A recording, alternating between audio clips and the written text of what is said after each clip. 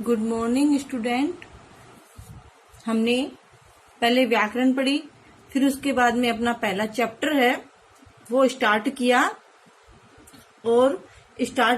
फिर उसकी एक कविता है जिसका नाम है बड़े भारत माँ। इसका नाम क्या है? भारत माँ। वो अपन ने पढ़ा जो एक कविता है। और फिर उसके बाद हमने शब्दार्थ किए और शब्दार्थ करने के बाद अब हम उसके क्वेश्चन आंसर है वो करेंगे। तो क्वेश्चन आंसर है उसको आप देखिए अच्छे से और अच्छे से सुनिए और समझिए, ठीक है।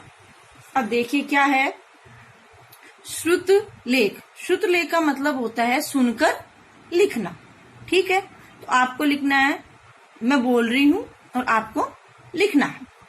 कर्म, रक्षक, प्रकृति, संदेश, न्यारा, उज्जवल, निर्मल, शस्य, श्याम, ला, मस्जिद और प्राण।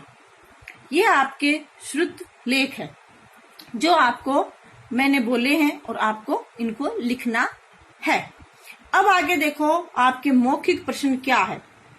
देश की शान कैसे बढ़ सकती है? देश की शान कैसे बढ़ सकती है? अच्छे कर्म करने से। कैसे? अच्छे कर्म करने से। भारत माँ का रक्षक कौन है? हिमालय पर्वत। भारत भूमि कैसी है? हरी भरी। भारत भूमि कैसी है? हरी भरी। भारत के कुछ महापुरुषों के नाम बताइए। भारत के कुछ महापुरुषों के नाम बताइए। राम, कृष्ण, गौतम, नानक। यह भारत के महापुरुषों के नेम हैं जो आपको अपने नोटबुक में करने हैं। अब आगे देखिए क्या है। सही उत्तर के सामने ठीक का निशान लगाइए, ठीक है। अब देखिए आपके क्या। निर्मल नदियां, झरने, उज्जवल, सिंचे जिसके प्राण का अर्थ है। तो अर्थ बताना है कि इस जो ये पंक्ति दी हुई है उसका अर्थ क्या है। तो उसका अर्थ क्या है? भारत के प्राण नदियां और झरने हैं। सही है। इसको आपको सही का ये से टिक करके अपनी नोटबुक में करना है। फिर उसके बाद देखो भारत के प्राणों की सिंचाई नदियां और झरनों से होती है। ये भी राइट है। नदियां और झरनों के जल से खेतों की सिंचाई होती है जिससे लोगों को जीवित रहने के लिए भोजन प्राप्त होता है, ठीक है। ये इसका अर्थ है। अब आगे देखिए क्या है। ये आपकी कविता की पंक्तियां पूरी कीजिए। आपकी कविता दी हुई है, उस पंक्ति को आपको पूरा करना है। देखो मैंने पहले से कर दी जिसको आपको लिखने में आसानी हो। देखो, खड़ा हिमालय रक्षक जिसका। खड़ा हिमालय रक्षक जिसका, पैर पखारे सागर। पैर पखारे सागर। तरह तरह के रंग बिरंगे। तरह तरह के रंग बिरंगे प्रकृति यहाँ पर लाकर। प्रकृति यहाँ पर लाकर। ये एक पंक्ति। दूसरी पंक्ति देखिए। मंदिर मस्जिद जहाँ सुनाते। मंदिर मस्जिद जहाँ सुनाते घंटी और अजान। घंटी और अजान। वसुधैव कुटुंबकम ही है भारत की पहचान। वसुधैव कुटुंबकम है भारत की पहचान, ठीक। ये पंक्ति पूरी हुई आपकी क और ख। अब आगे देखिए क्या है आपके। आगे है सही उत्तर के सामने ठीक का निशान लगाइए। अब पहला क क्या है देखिए। मिलकर गाना गाने से भारत की शान बढ़ेगी। सही, राइट है ये बात, है ना। राइट है ये बात कि मिलजुल कर गाना गाने से भारत की शान बढ़ेगी। Yes, right, correct. भारत में प्रकृति के विविध रंग दिखाई देते हैं। यस, ये भी आंसर राइट है। भारत भूमि हरी भरी है। Yes, right. ये आंसर भी राइट है कि भारत भूमि है वो हरी भरी है। भारत पूरी दुनिया को अपना परिवार समझता है।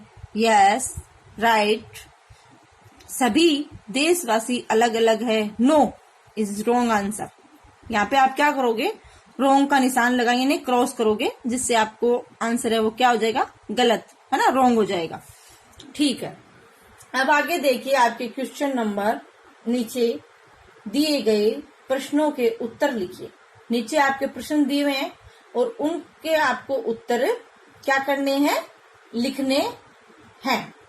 अब देखिए आप क्या है, हम भारत की शान कैसे बढ़ा सकते हैं। तो हम भारत की शान कैसे बढ़ा सकते हैं, अच्छे कर्म करके। कैसे, अच्छे कर्म करके। भारत की भौगोलिक स्थिति का वर्णन कीजिए। भारत की जो भौगोलिक स्थिति है, जैसे नदियां, पर्वत, झरने, इनके बारे में आपको लिखना है। तो क्या लिखेंगे इसके बारे में, देखिए। अब देखिए आपका क्वेश्चन, भारत की भौगोलिक स्थिति का वर्णन कीजिए। तो आपको क्या करना है, देखिए, हमारे देश में नदियां, झरने, हिमालय और प्रकृति विविध रंग दिखाई देते हैं। कहने का मतलब है कि हमारे देश में नदियां, झरने, हिमालय और प्रकृति विविध रंग में दिखाई देती है और भारत भूमि हरी भरी है। ये है भौगोलिक स्थिति भारत की, जो आपको इसके बारे में लिखना है।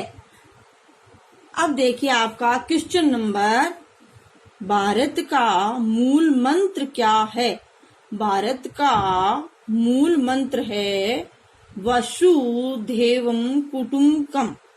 वसुधैव कुटुंबकम, ये आपको इसके अंदर लिखना है।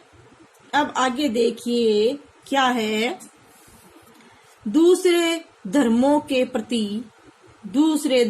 प्रति हमारे मन में कैसे भाव होने चाहिए। दूसरे धर्मों के प्रति हमारे मन में अच्छे भाव होने चाहिए, है ना। तो दूसरों के धर्म भी उनके लिए वैसे ही है जैसे हमारा धर्म हमारे लिए है, वैसे ही, है ना। तो आगे देखिए क्या है, भाषा की बात। देखो, नीचे दिए गए शब्दों के दो पर्यायवाची शब्द लिखिए। तो देखिए पहला क्या है, माँ। माँ का पर्यायवाची शब्द है अम्बा और जननी। दूसरे का क्या है, जग का, संसार और दुनिया। तीसरा नदी, देवनी, सुरसरी और सरिता भी लिख सकते हैं आप। फिर उसके बाद झरना। झरना का निर्झर और शोता। ठीक है, अब आगे देखिए आपको क्या करना है, निम्नलिखित शब्दों का वर्ण विच्छेद कीजिए कि भारत शब्द है वो कैसे बना है, उसको तोड़कर लिखा गया है। देखिए कैसे, भारत में भय हलंत प्लस आ की मात्रा प्लस रे हलंत, फिर रे ए आया, फिर प्लस ते, फिर ए, ऐसे करके ये अपना शब्द वर्ण विच्छेद हो गया और फिर बना भारत। फिर उसके बाद देखिए हिमालय। तो हिमालय में है प्लस ई प्लस मैं प्लस आ प्लस ले प्लस ए प्लस ये प्लस ए, इस प्रकार हिमालय बना। फिर उसके बाद देखिए रक्षक, रे प्लस ए प्लस के प्लस शे प्लस ए प्लस के प्लस ए, इस प्रकार बना रक्षक। फिर उसके बाद उज्जवल, उ प्लस जे प्लस ए प्लस वे प्लस ए प्लस ले और प्लस ए। फिर उसके बाद प्राण, पे प्लस रे प्लस आ प्लस अणे प्लस ए, इस प्रकार इस शब्दों का वर्ण विच्छेद किया। ठीक, अब आगे देखिए क्या है अथवा है लिखकर वाक्य पूरे कीजिए। अब आपके ये शब्द दिए हुए हैं, वाक्य दिया हुआ है, इसको आपको है लगाकर पूरा करना है। हिमालय भारत की रक्षा करता है। ठीक, इसमें है लिख देना आपको। प्रकृति ने यहाँ तरह तरह के रंग बिखेरे हैं। फिर कैसे गमला है, उसमें देखो क्या है, भारत देश सारे जग से न्यारा है, भारत में निर्मल नदियां बहती है। फिर अड़े में देखिए क्या है, हमारे देश में मंदिरों में घंटियों और मस्जिदों में अजान की आवाज सुनाई देती है। ठीक है, ये अपना हुआ क्वेश्चन आंसर कंप्लीट।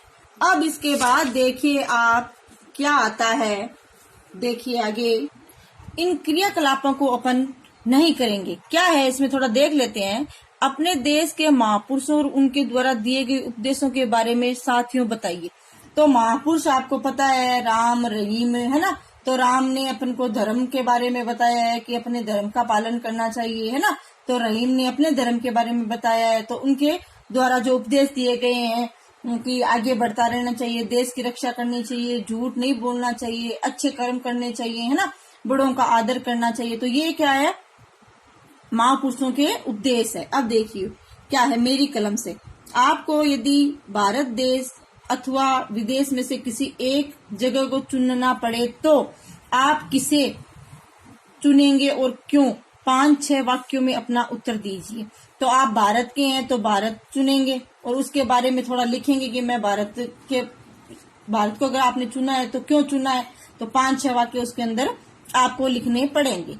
मेरा भारत विषय पर एक पोस्टर बनाइए, अपने देश के लिए एक मतलब सूक्ति भी लिखिए। ठीक है, उसके बारे में कुछ लिखना है। ये भारत देश का एक निबंध है जो आपको लिखना है कि मैं भारत देश का वासी हूँ। आप लिखो तो लिख लेना, नहीं कोई मतलब कोई अनिवार्य नहीं है। छोड़िए इसको, क्रियाकलाप वाले जो है उसको छोड़ दीजिए आप। ठीक है, आगे देखिए, आगे एक पठित काव्यांश है जो आपका देखिए क्या है, निम्नलिखित काव्यांशों को पढ़कर पूछे गए प्रश्नों के उत्तर लिखे। जो ये आपका काव्यांश दिया हुआ है उसी में से उत्तर है आपके, जो आपको प्रश्न है उनके देने हैं।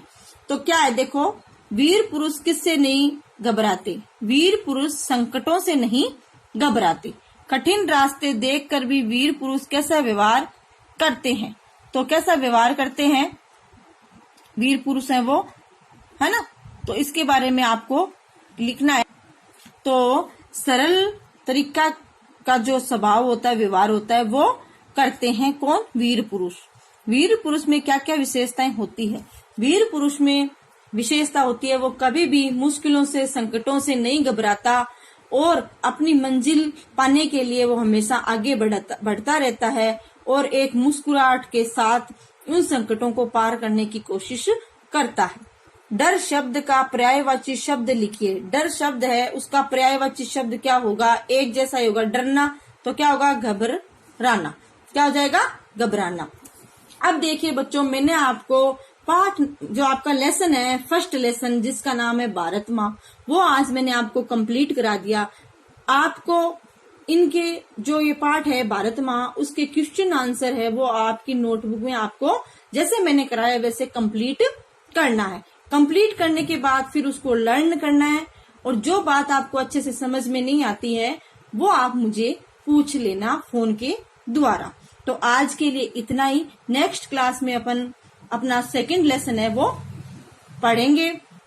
आज का जो ये लेसन है फर्स्ट, वो आपको अच्छे से समझ में आया होगा। Thank you.